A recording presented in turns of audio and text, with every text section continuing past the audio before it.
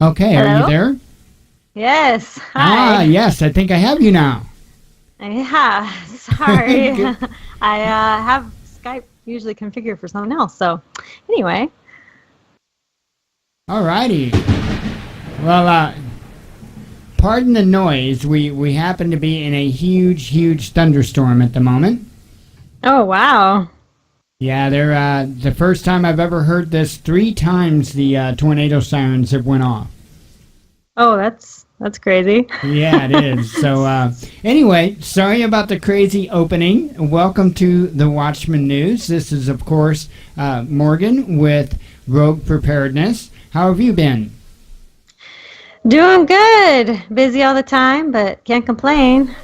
Right on, right on. Well, I said it in the video announcing this that one of the things that I find that I appreciate so much about what you do is the fact that you're showing people how to prep with a child, and I think that is absolutely incredible. That's pretty rare. Yeah, it is pretty rare, and I think so many people kind of disregard prepping when they have a child. Like they'll just continue doing it for themselves or things like that, but they think it's like too hard to do with the kid.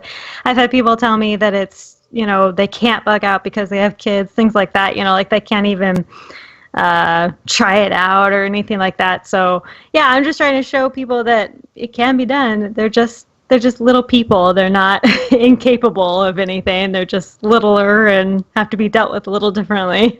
That's right. Just a little more preparation. That's all. Exactly. Yep, and I did just put the number up on the screen for everybody. If somebody wants to call in, I'll read the number too. So because I know it's on a white background, I have your website up in the background. So Thank you. it is the number is area code 712-770-5311. And there's a participant code that you have to put in once you connect, and that code is 474030 #, and it's also on the screen there. I know it's a little rough to see, but those lines are already open. And but I'm going to step up with the very first question. All right. What is it that you see coming? What is it that you are preparing for? So it kind of always changes for me. Like I'll see something or something kind of being predicted or something. I'm part of a Intel group, and he always gives really good intel. And right now, a lot of what I'm seeing is a lot of cyber attacking on grids and things like that. There's a lot of cyber attacking going on right now. I mean, if you think about how connected we all are, and our power, our water, everything runs on technology right now. So, if something is attacked through a cyber attack, our electricity, let's say, then our power's out. We're done. So, I'm still kind of prepping just kind of for everything, but I'm, really looking for that kind of stuff right now, activity with that kind of stuff. So that's Right. what I'm Yes. And I agree. That's exactly where I see things going is one type of an event or another causing a grid down, whether it be a cyber attack, EMP, solar flare. I just really have a feeling that we're going to be losing our grid pretty quick. Yeah, our grid is actually extremely vulnerable. It's way more vulnerable than people think. Even without somebody could just like hop a fence and pop in a thumb drive, and it's happened before. It hasn't been in the news because it's not. I don't know. I don't know why, but it's very vulnerable. So, yeah, it would take down everything. Right. Oh, yeah, without a doubt. And it's absolutely incredible if you think about everything that entails, meaning delivery of food and medicines, and I mean it's gonna make a lot of things get rough, literally in the blink of an eye. Yep. Absolutely. So, yeah, we showed the video when you guys were on your field day for the amateur radio, and Oh yeah. I went over after we showed the video. I went over the rules of three, and because I thought that was important information to know as well. Do you know what I'm referring to? Yeah, I don't actually subscribe to the rules of three, and I think it's really, really catchy. But it's kind of something that I don't like to rely on, because like it's very dependent on the situation. Like for here in extreme weather, going 3 days without water, no, it would more be like 1 day and you're down, you know. Right. Well, I wasn't talking about those rules of three. I was thinking about the amateur radio. I might be using the wrong terms, but to turn your radio on for 3 minutes every 3 hours, and on channel 3. Are you familiar with that? No, I'm not familiar with that. Oh, wow, that's surprising. Yeah, that is. I didn't even hear any of the older people say that when we were there. Like, there's a lot of older people in our cam club. They've been in it for like 40 years and things like that. And no, I haven't even. I didn't hear them. I have never heard them say that. Oh, wow. That is interesting. That is really interesting. Yeah, there is a. I guess, of course, it's not a law or anything like that, but yeah, Channel 3 for at least 3 minutes every 3 hours, and that's starting at like noon or midnight. So it's like 12, 3, 6, 9, and back to 12 again. And that way, if everybody's familiar with that, the idea is, for one, it would be a good time that people could exchange important information, and it also is it gives people the capability to keep their battery use down. Oh crap! Okay, hang on.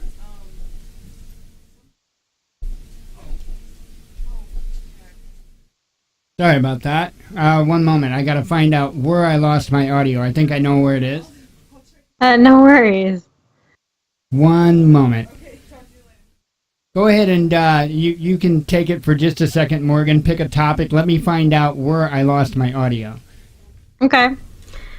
Yeah, no, I haven't heard of the rules of three, but you know, I mean, there's so many little things about ham. Like, it seems really intimidating. I've heard a lot of people say how it's you know, they don't know where to start because it's just so intimidating. You know, back in the day, I would even say, I can't remember exactly when they got rid of it, but I know that about 10 years ago, I wanted to get into ham, and they still used Morse code, or to, you know, you still had to know Morse code in order to pass the test. And I was like, oh, it's so hard. And I just kept putting it off. And then a little while ago, it was like a couple years ago or something, I heard that, oh, you no longer have to have Morse code. Well, then I'm going to get right on it. Of course, I never did until just like, what, January or December or something like that. But once you get your license, the license is literally the easiest thing to get because it's really easy to study for now, especially nowadays. You don't have to like read the book from cover to cover, which is what you used to have to do. There are classes you can take, which, you know, and then you can take the test like right then and there after the class. There are apps you can take, you know, download to your phone, and then you go through all the questions. I mean, they're not, you know, questions that are hidden, you know, they're open to the public. And so, you know, every single question is going to be on there. It's going to be completely randomized, but you just go through all the questions and you can know the answers to the questions. So, you know, studying has gotten a lot easier. Of course, you still want to know, you know, what all these things mean and all that kind of stuff in order to be compliant, obviously. But it's just a lot easier to get the test, and the test is just so easy. Technician test, by the way, is what I'm talking about. There's general and then extra. My husband just got his general and extra. He's really good at that stuff, at the really advanced tech stuff. But other than that, everybody in the ham community is just super nice. You know, there's usually local clubs you can join, and you can just ask as many questions as you want. And these people are just so happy to talk about it because they love ham. Ham, like I was saying, some of these people have been in it 40 years and they still love talking about it and doing it. And, ham is just really, really fun. And, if you mess up on the radio, who cares? Somebody's going to, say, oh, well, you do it this way instead of that way. But it's okay. It doesn't matter. When I was doing the field day. Think they're that strict. No, I'm here, no. By the way, Oh, I'm actually a caller. I'm calling into my own show here for the moment. Oh, I was going to say, you sound a little muffled there, a little different. Yeah, I'm actually on my phone. I'm working on getting my headset hooked up. Oh, gotcha. That works. I'm not quite sure what happened, but. Huh. Weird. But yeah. So I can't remember the amount of contacts that you had, but it seemed like it was a remarkable amount. I was seeing what other people had, like just on Instagram or wherever, and we comparatively to other people, we had a ton. We got 100 phone contacts, which is through the radio. That's what they call it, the phone. And then there were 69 other contacts, like from CW or digital or whatever. And then us in general, we got like a good majority of them ourselves because we were just pushing it and pushing and pushing it because it was fun. And so, yeah, we got a total of 169 contacts, which is phenomenal for we weren't on it a full 24 hours. It was probably 12, maybe 15 hours total. So. Wow. I know I was impressed with the amount. I was like, wow, that's quite a few contacts. And now you guys, every time you contact somebody, you write down their information, don't you? Yeah, so some people actually like physically wrote it down. We had a database that we were entering everything in, which the database made it really nice because because you kept hearing some of the same call signs, but you were like, you're not sure, because you can't memorize 100 different call signs, going fast like that. So right. Enter the call sign, and then it would come up like, oh, this is a duplicate or not a duplicate or whatever. So that was really nice and can. Right. I've almost got you on headphones, so.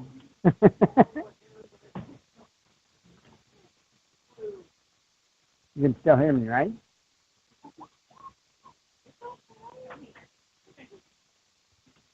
I didn't lose you, did I? Didn't lose you, did I?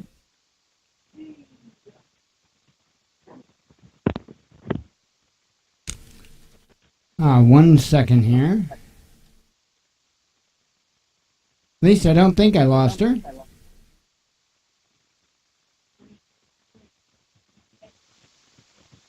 Are you there, Morgan? Ah.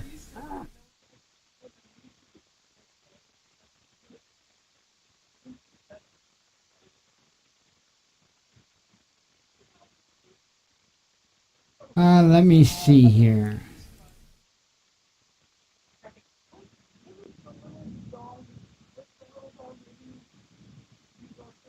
Okay, let me bring up. I don't hear her now. Let me see.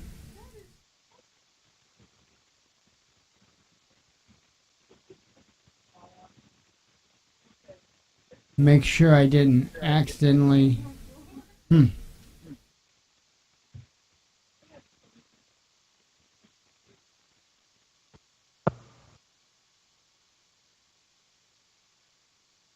Hello?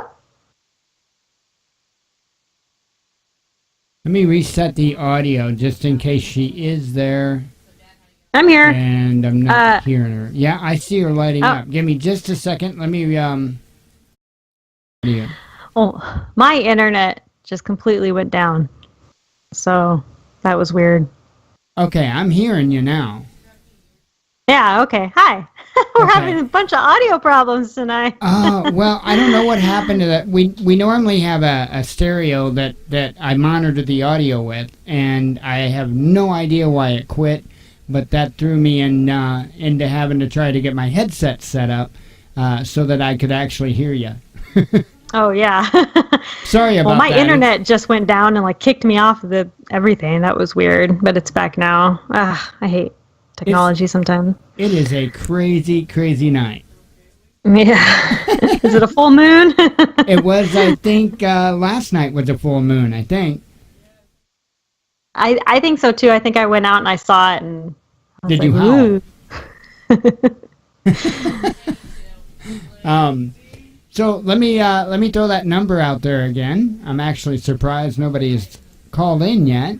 We don't have a huge crowd, so it is what it is. We pride ourselves in truth and trying to put the two things together of news and everything going on in the world and prepping and survival, because the two go hand in hand, and I don't see a lot of people doing that out there. Yeah, that's very true.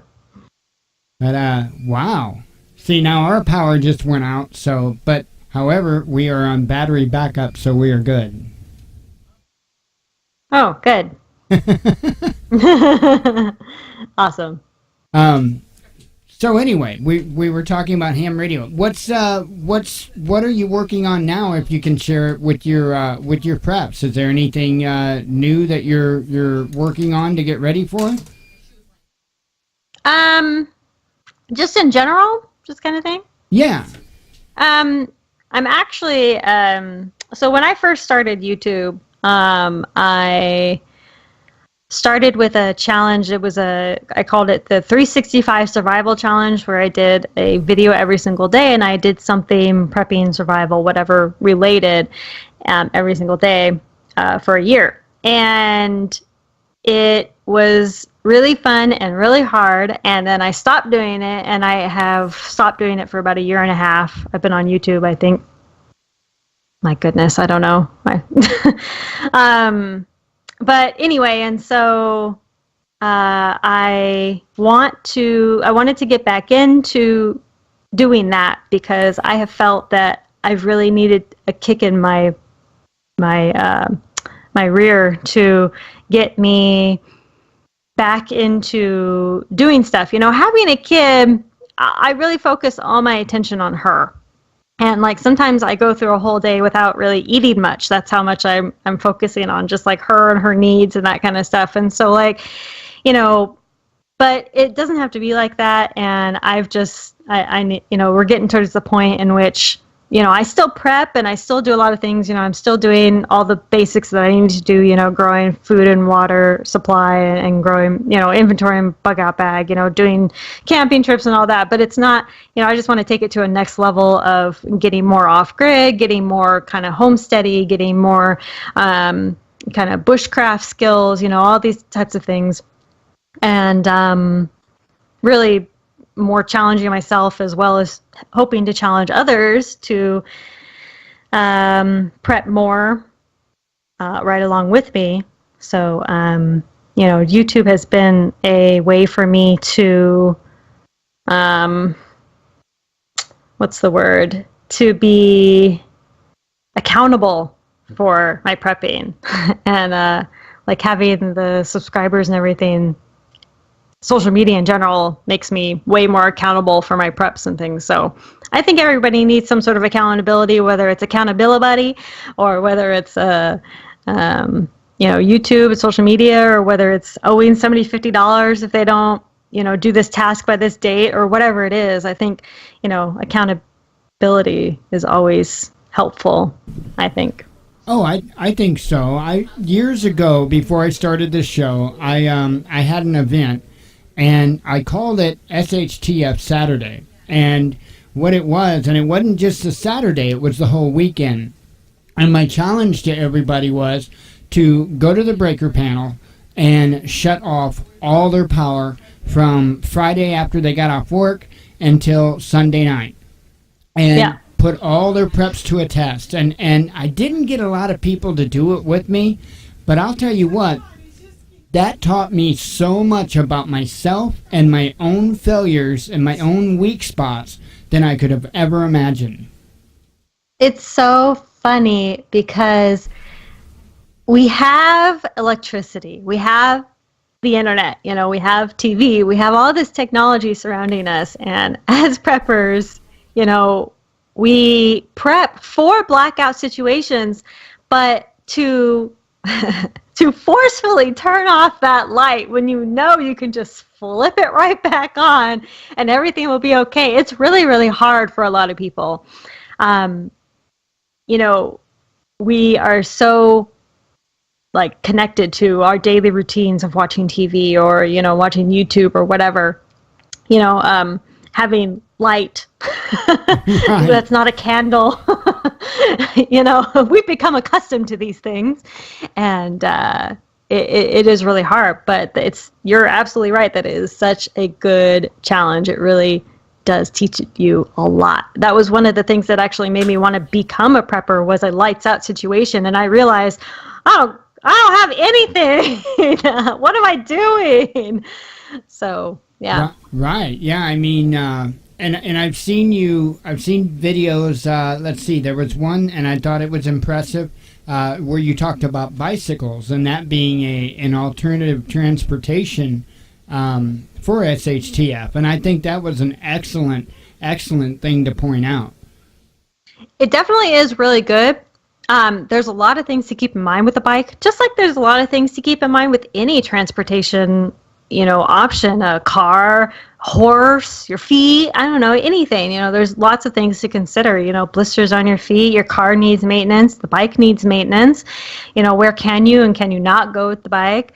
What kind of trailers can you pull? Is it going to be good for the whole family? We have 2 dogs, and one of our dogs, I'm not even sure that he can run alongside us because he's so old and he has kind of a bum leg. So we'd have to put him in one of the trailers or something. But it's just, all these things you have to consider. So is the whole family going to be down with that? Whatever. I understand. Jen, my girlfriend here, she's got cerebral palsy, and so she walks with crutches. We don't have a vehicle. We don't have a car. And so, we had to think about how are we going to overcome this transportation thing. And bicycles is what we came up with. She's got an adult trike. It's a 3-wheel trike. And it's got an electric motor on it. My bike has an electric motor on it. So they do roughly about 28 or 29 mile an hour and range between 25 and 30 miles on a charge. So that's what we came up with. We too have a dog, and so we bought a trailer and for the dog essentially, but also to put everything from, we've got a small emergency solar system and of course other bug out gears. So between the basket on her bike and the trailer, we'll have transportation for all of us, luckily. There you go. How do you charge the electric bike thing? How do you charge that? Well, I know very little about it. They have 48-volt batteries, and so what we have is I've got 2 60-watt solar panels, and of course I've got a small battery bank and a power inverter. So essentially we have 120-volt AC chargers, household chargers for the 48-volt batteries. And so we just run through the run from solar charges the batteries power the power inverter, and from there that the inverter powers the chargers. So in a grid down, that's what we do. But normally, of course, we just stick the charger in the wall. How long does it take to charge now by wall, and then how long would it take to charge by the solar, you think? Well, as far as charging the bike batteries, it would be the same either way because you're charging with 120-volt AC. So it takes about 4 hours. Now, to recharge those batteries, the battery bank with solar, to replace what it took to charge our batteries would probably take a full day. Okay. Well, that's not bad. I mean, no. And you could just take a day to, whatever, rest. Right. And, we are working on the idea of bugging in, if at all possible, but that would give us a good way to bug out. And if we had to, and there's locations around. We live in a small town, so but there is places that we could go if we had to bug out into the woods or whatever, which sometimes isn't the best scenario, and other times would be the best bet. So it all depends on the situation. Yeah, you're absolutely right. I think so many people have just this misconception about bugging out, and bugging out, it's not the first option, not at all. Because why should it be? Unless your house is under duress and you are in some sort of danger, like, imminent, and you need to go, fine. But if your house isn't in danger, then don't go. There's just no reason for it. And so, but everybody, I think bugging out has just been so, fantasized about, and it's so, romanticized, I'm going to run off to the woods and live as a bushman now. But it's actually going to be really stressful, and, especially if you have kids or pets or elderly or, disabled, all these factors come in. I mean, if you're single and you can just run off into the woods, go for it, man, just go for it. But, if you got a lot of other considerations to make, then, bugging out's not glamorous at all. No, absolutely not. It's definitely not the first thing that somebody should to plan on. Yeah. With bugging in, though, some places like large cities and stuff like that, you definitely want to explore your alternatives, because it all depends on where you're at, what your neighborhood is like, you've got to take all these things into account. That's the one thing about prepping that I always tell people. It's important to get input and information from other places, but you have to prep for your own particular situation. Yeah, absolutely. And that's another thing that I think a lot of people get so irritated with, is whenever I do a video, I'm just talking about an idea. And then people are like coming at me like I'm talking directly to them, and I'm like, oh, when did I say that you specifically should do this? I'm just throwing ideas out there. And like, people just get really like worked up about certain things. And I get it. Like, I don't know, maybe they had some sort of traumatic event with it or something, but like, I, like you, we should take everything into consideration and then try it out for ourselves. And then if it doesn't work, it doesn't work. Okay, who cares? Move on. Right, So. and the same goes true like with bug out bags, and I always tell people, because there's different places that have these ready-made bug out bags that you can buy and all that. Yeah. And I always tell people, no, don't go there. Number one, you're probably going to be way overpaying for what you get. And number two, half of the stuff that's in there you probably won't use. Well, I have a real, like, trying to get this out.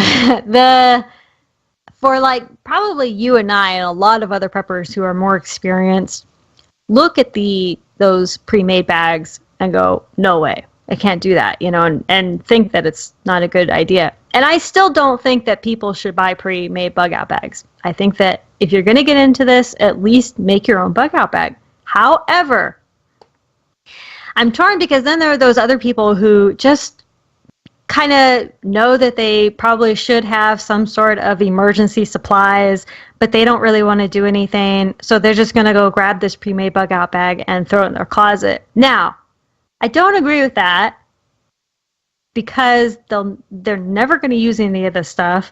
They're going to leave it all in the packages inside there and, never touch it until an emergency, so they won't know. However, it's a big back and forth with me, because at least they have something instead of nothing. And I guess that's what some people want, but it's not what like you or I would advocate for. We would advocate for people to actually know their gear, get to know their gear, actually make the bug out bag themselves, and, at least try to get involved a little bit with it, even if it's not super hardcore, at least they know their gear kind of thing. Oh, I agree with you totally on that. I know one of the areas I need to work on is, well, I need to work on every area, but first aid's a big area I need to work on. And now in that boat, I'm one of those people that would probably be better off ordering, you know how they have the different kits, the military-style trauma kits, I guess they're called? Yep. Yeah, that's IFAC or something like that. I know I should know this stuff, but that's my weak point, and which kind of leads me to my next question. What is your strong point? What is it that you specialize in when it comes to a SHTF situation? I would say I would specialize in I don't know really what it's called, but I'm very focused. So especially in an emergency situation, and especially with all the training that I've done, you know, when it comes time down to do something, I am very focused. There, let's do this. You know, I'll get this done, get that done. You know, don't mess with me. I'm in the zone, kind of thing. And so I don't know if that's leadership. I don't know, but I wouldn't. I call that really. Strategic planning. There you go. Yeah, that's a good way to put it. That's one of my areas, as well as anything mechanical, whether that be repairs or fabrication or whatever the case may be. So those are my two areas. But I am very ill prepared for anything like medical. Yeah, I mean, I'm pretty weak in medical too, but like I'm constantly getting books and constantly reading about medical stuff and trying to practice, you know, what I can. You know, like I did suturing on an orange and, you know, stuff like that, you know, just trying to get a feel for some of this stuff because I am so weak in it. And I hate feeling so like incompetent about something. And, you know, especially being a prepper and somebody who wants to be more self-reliant, it's like, I need to know this. And it bothers me that I'm not like really good at it or something. So now, yeah, so it just makes me work harder to need to know it. Do you have pre-made plans for like your books in case you have to bug out or anything like that? Do you have that already set up so that you have that information to take with you? I do have a lot of PDFs that cover a lot of the same material that are on a little thumb drive. And then what I don't have right now is a little Android tablet, you know, that you can actually plug like a little SD card into. You know, you can't do that on iPhones, and we're a Apple family here. And so I want to get like a little, you know, $50 tablet, whatever, you know, and then plus a solar panel, it'll be up, and then we can have that information, you know, at our fingertips whenever. So that's my plan for that. Okay, and I have something similar. Now, we're the opposite side. We're enemies. We're Android family. But I've got the same thing. I have close to 1,000 books in EPUB format, and I've got them backed up. I've actually got an old phone that's wrapped up in foil, and I did as much as I can to EMP proof it. And all those books are on it. It's ready to go. It's charged. Battery's taken out, by the way, but the battery's charged. And because that's going to be what I consider to be my savior if things do go awry.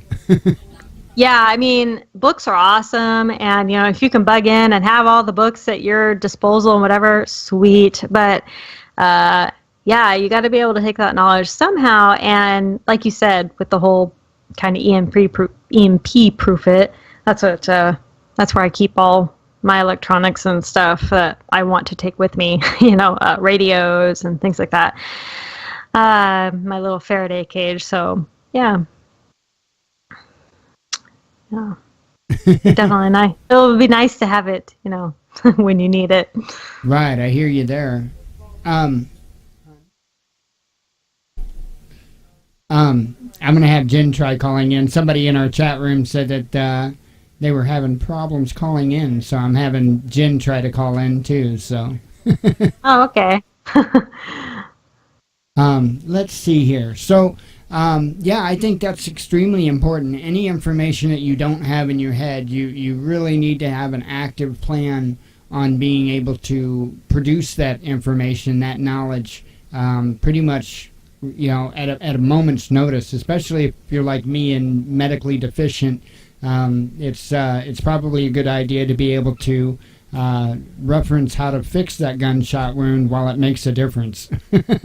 Yeah, I mean, reading about it now, understanding the concepts, all these kinds of things, trying to practice what you can, when you can, is definitely important. But we can only keep so much knowledge at the tip of our mind. And that's only if we practice these things over and over and over again. And you can only practice so many things over and over and over again. You know what I mean?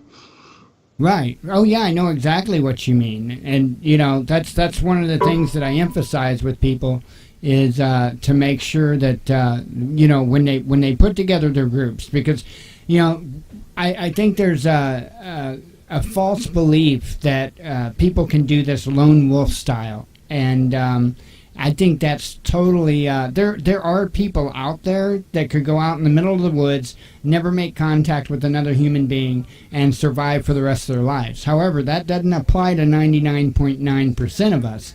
So I think we need to make sure that we have people at least that we talk to on a regular basis with different skill sets, and that talk about these kind of things, because you're right, you have to be mindful of what's in your mind, so to speak, and you have to keep up on it. Yeah, and it's really hard to do all that stuff by yourself. It's just hard. It is. And trying to rely on yourself to do everything, it's a lot of pressure, especially in an already stressful situation. So,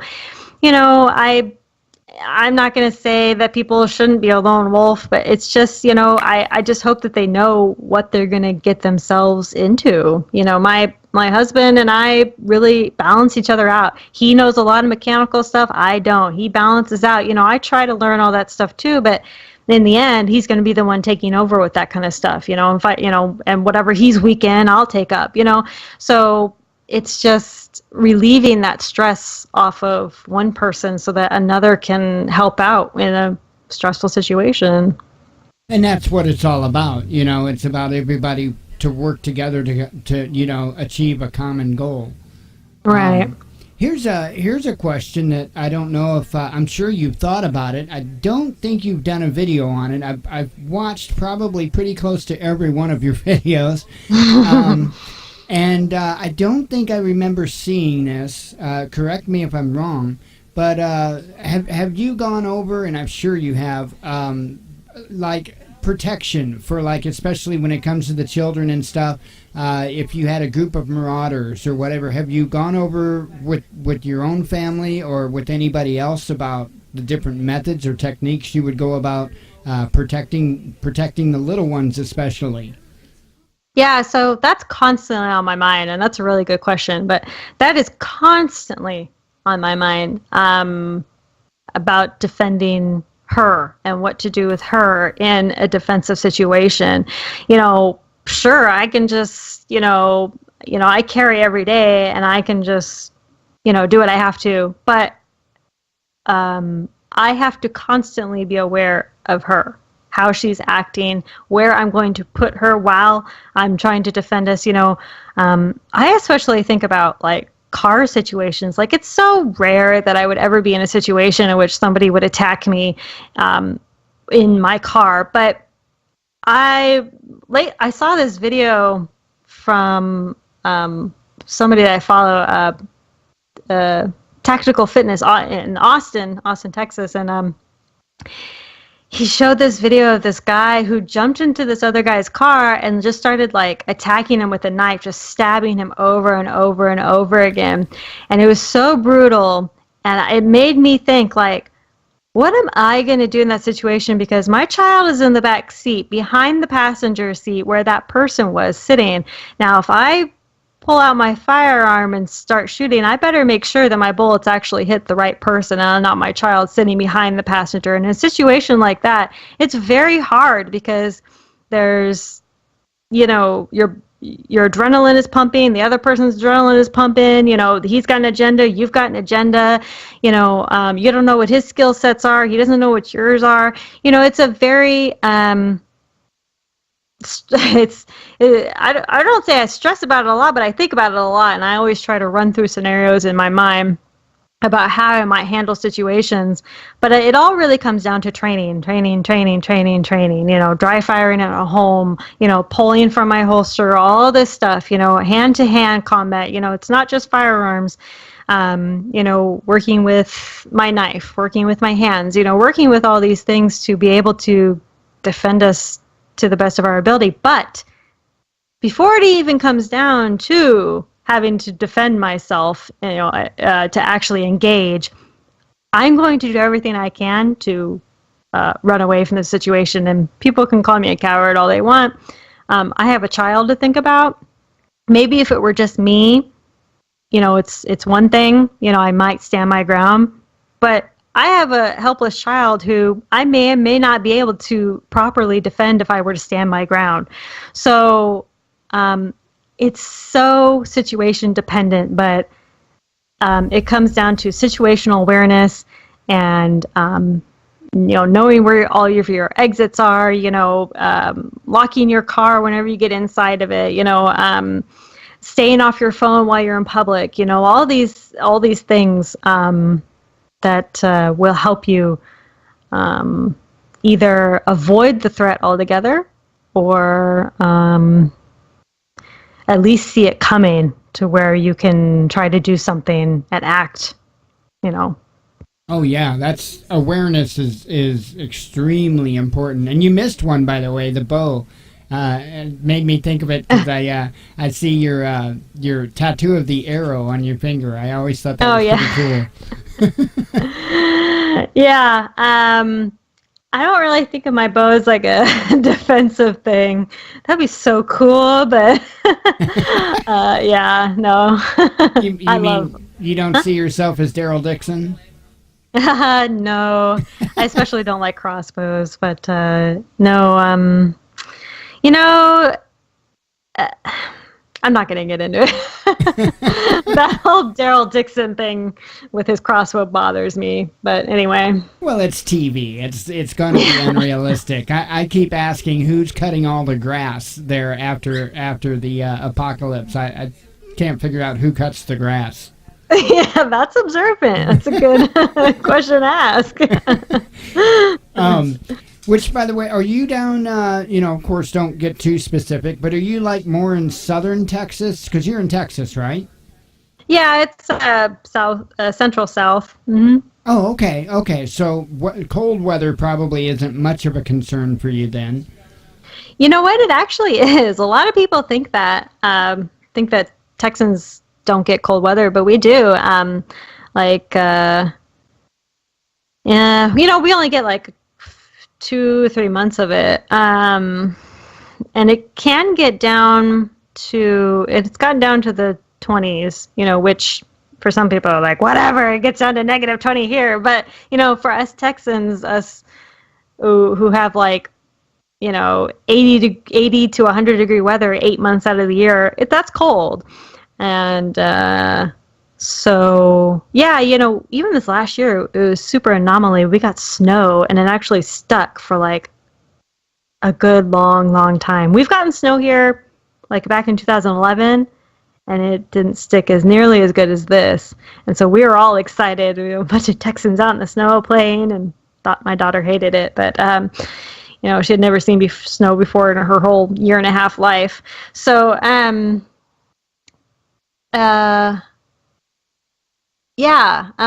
it does get cold here. We do have to worry about cold. So, not like super cold, but, definitely we have to worry more about extreme heat scenarios, things like that. Right. And I've been showing, one of my specialties in what I research is the weather and specifically like the pole shift and stuff like that. And the weather is actually moving south. So I'm starting to see a lot more of the southern states seeing a lot more of the actual snow, and when it does get cold there, I mean, it gets cold fast, and I mean, it gets cold pretty much like it only did up in the northern states. So it's a different scenario now than what it used to be.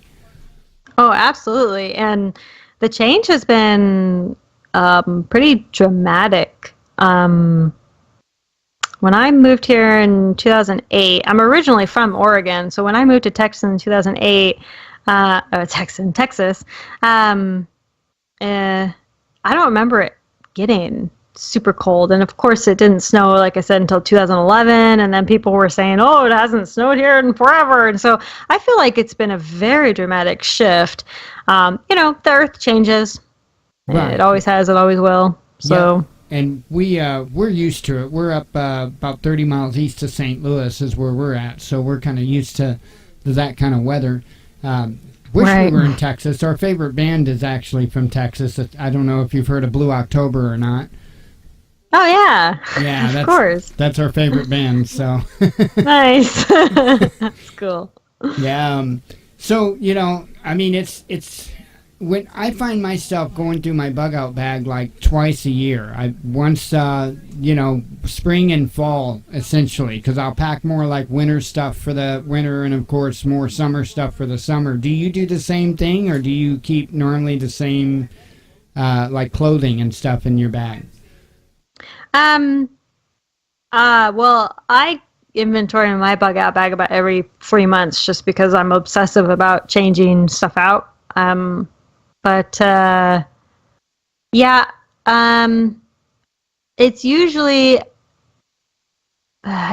like November that I'll change some clothes out. That's when it starts getting cold here, about end of October, beginning of November. And I'll change clothes out to, have a actual jacket, and, I won't be doing certain types of camping anymore, that kind of thing. The truly unfortunate part about Texas is that there's just no fires allowed. We're basically in a constant burn ban all the time, except for like in fire pits at car camping spots. So like if I ever want to go like primitive camping at a park, which it's all park camping here because it's all private land, that's another story. But I can't have a fire. No open fires. Even if I know how to properly, have a secure, safe fire, but it's everybody else apparently that would burn the place down because, it's not allowed and it sucks. So whenever we go primitive camping in the winter, we have no fires and it's kind of sad, but that would be.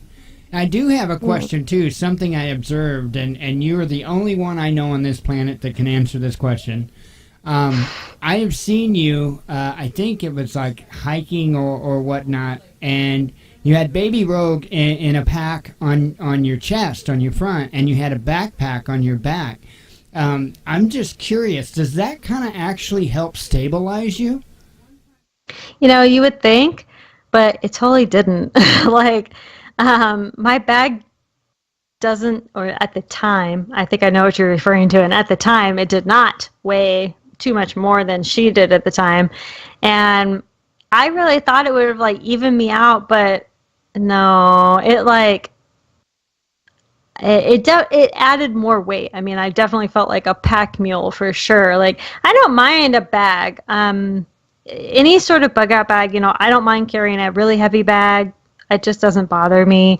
But then having her on front, that was really different. I'll do it.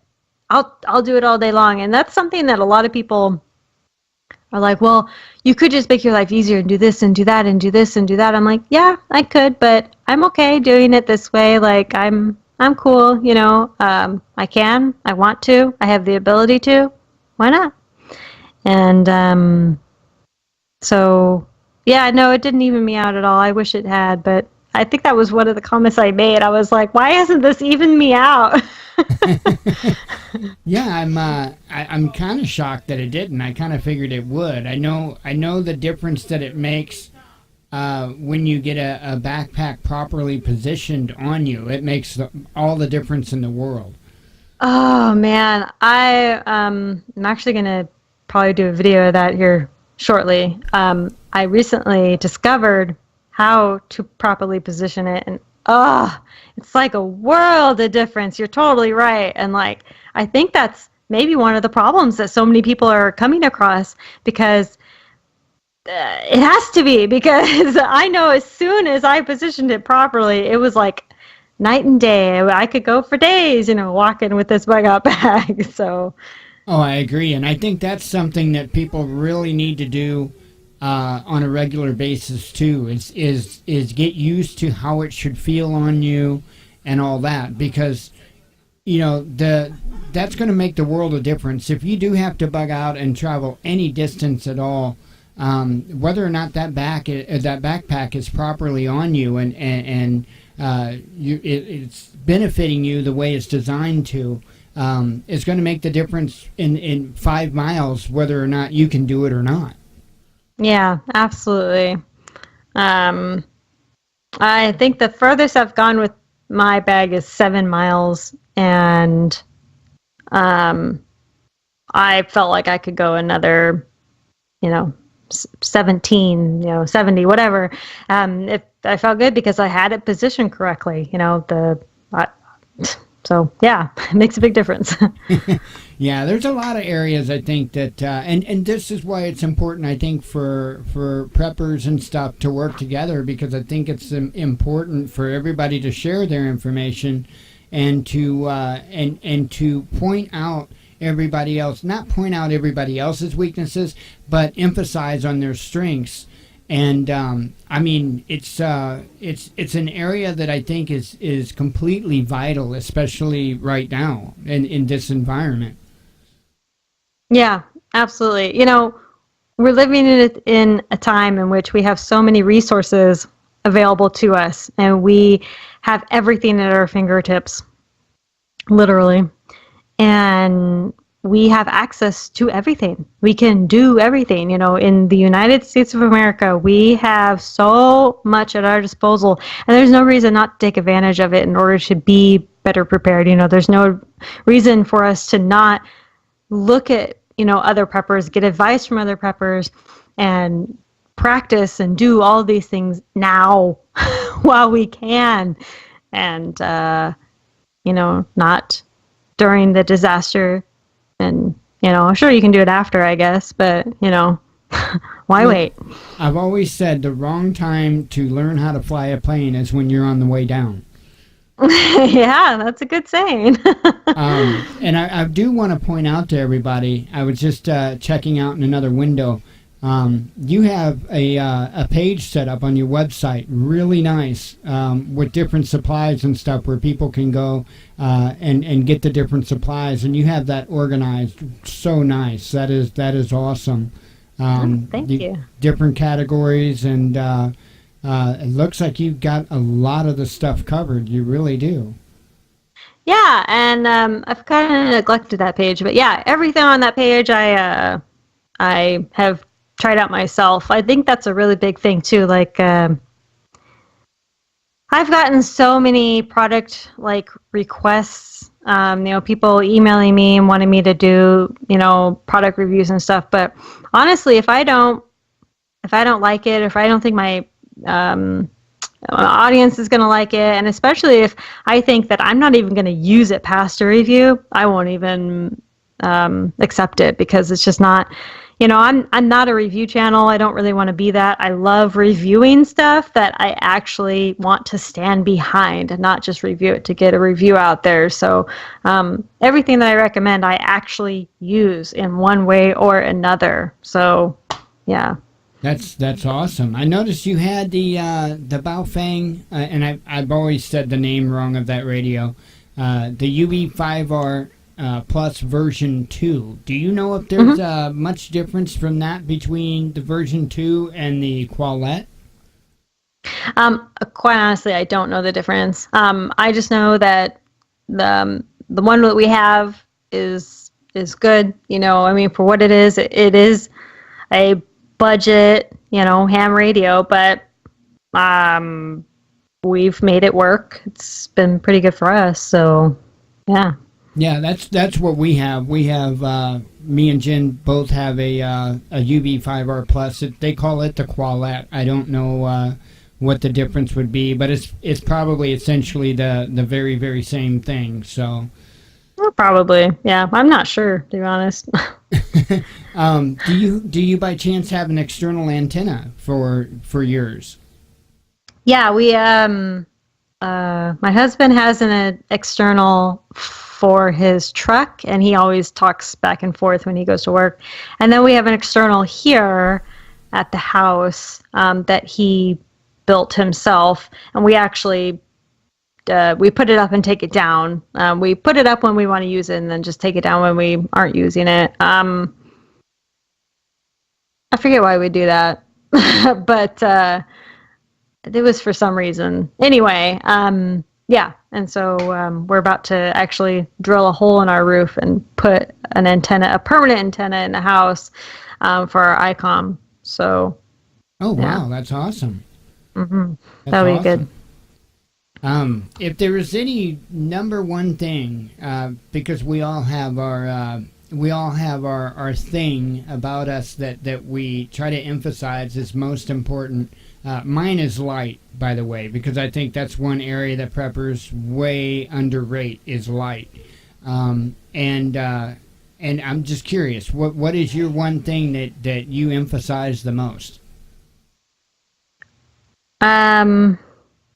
Well, most recently, I've really been emphasizing health. I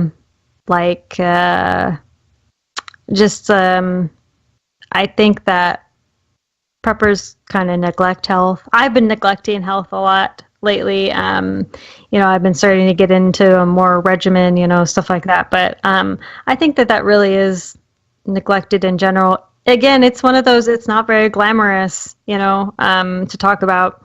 Nobody wants to talk about that.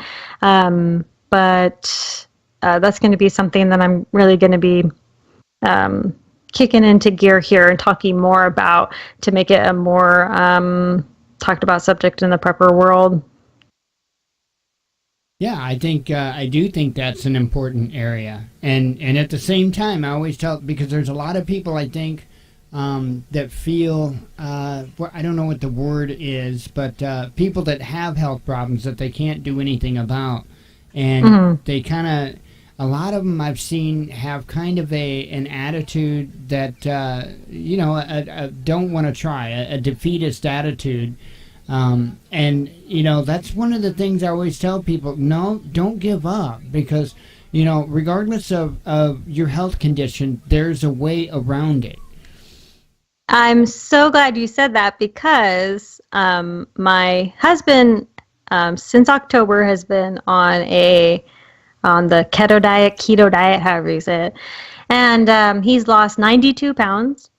And he said that, for years he was saying, oh, I got to lose weight. I got to do this. I got to do that. And just never did anything. And, I kept trying to encourage him. Hey, let's do this. Let's do that. And just nothing. He just didn't do it. And recently he told me, he said, I think I just got to a point where I just thought it was impossible to lose weight because I was so overweight that I just thought it was impossible at that point. And he was like, and now that I've seen these results, I know it's not impossible at all. And I'm trying to, share my journey with other people. Like, he's a part of the keto Reddit forum or something. And people have been telling him how inspiring, it's been to see his before and after pics. I mean, it's a truly like transformation. You can really see a difference, 92 pounds, that's almost a whole me. So, you're absolutely right that I think people get into this mindset of, well, I already am overweight, or I'm already, not doing this, or, I'll do it tomorrow, whatever. But, yeah, I think taking those first steps and not seeing results for a while, because you're not going to see results right away, is really hard, because we live in a society of instant gratification with smartphones, the internet, all that stuff. So it's really, really hard to take those first steps and actually do something. Just like with prepping, it's really hard to take those first steps because you're like, well, where do I start? What do I even do? And my advice to anyone is to just start somewhere. Do it. Nothing's perfect. Just go. Start. Everything seems like a mountain at first, And I must say, I even made a comment when I watched that field day video. I made a comment to Jen because I saw your husband, and I'm like, I swear he has lost weight, and I mean like a ton of weight. And so I'm glad to hear that I wasn't crazy. Yeah, no. It's so funny because he has not been in a lot of videos of mine, and I don't show him a lot on social media because he's told me in the past I don't like seeing myself on the camera or whatever. Okay, so I never showed him a lot, and I have very rarely showed him, and yet when I've shown him in the most recent videos and some pictures, people are coming out of the woodworks of strangers being like, wow, he's lost so much weight. I'm like, wow. Of these people who have barely seen him, noticing that he's lost so much weight, that's huge. Like, that's amazing. Yeah, I mean, I've only seen him on a couple of videos, not a whole lot, but yeah, I mean, it was such a drastic change that I noticed it immediately. I had to take a double take. And I'm like, yeah, that is him. That's awesome. Yeah, tell him congratulations. That is an incredible, an incredible success, without a doubt. Yeah, it absolutely is, and he just started, and that's the hardest part. So.